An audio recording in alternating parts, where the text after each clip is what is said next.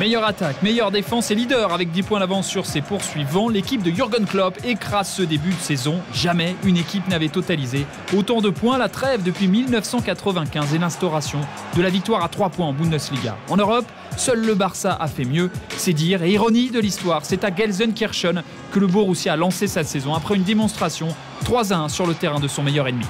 L'ouverture du score. Attention, le troisième but avec Robert Lewandowski qui ouvre son compteur en Bundesliga sur ce corner de Nouri Sahin. Une victoire comme un symbole, une première depuis 2005. 4 journées plus tard, Dortmund signe un 6e succès en autant de journées face au Bayern, dominé logiquement 2-0. Barrios, la demi-volée et l'ouverture du score pour le Borussia Dortmund. Oui, c'est bien parti. Oh, le deuxième but pour le Borussia Dortmund. 6e victoire en 7 journées pour le Borussia Dortmund. Après une victoire 2-0 à Mayence, lors de la 10e journée, Dortmund prend le pouvoir et s'empare de la première place, un fauteuil de leader qu'il n'a plus quitté depuis la 10e journée. Et si Dortmund assure, le club le doit aussi à ses deux attaquants, le japonais Kagawa et le paraguayen Barrios. Tous deux sont à l'origine de 18 des 39 buts marqués par leur équipe. Véritable révélation de ce début de saison, Kagawa, 20 ans, scelle face au Werder, la 14e victoire du Borussia en 16 journées. Second poteau, la reprise de Kagawa et le 8e but du japonais. 7e victoire en 7 journées pour l'équipe du Borussia Dortmund, plus que jamais en tête de cette Bundesliga. Mais depuis, le Borussia accuse le coup, éliminé en Europa League et battu par Cologne lors de la dernière journée.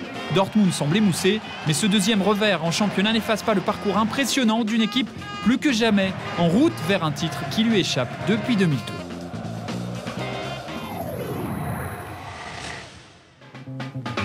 La surprise de ce début de saison se nomme Mayence, 9e l'an passé. L'équipe de Thomas Tuchel occupe actuellement une étonnante 2e place grâce à un départ tonitruant avec une série de 7 victoires consécutives en 7 journées, avec notamment un succès 2-1 au Bayern.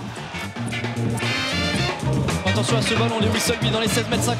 Il va faire quelque chose, Lewis Solby pour la talonnade. Oh, quelle ouverture du score exceptionnelle, signé Sami Alagui. Ce n'est qu'à la 10e journée que le FSV cède sa place de leader après une défaite 2-0 contre Dortmund. Depuis, Mayence a perdu 4 fois, dont un revers à domicile 1-0 contre Schalke.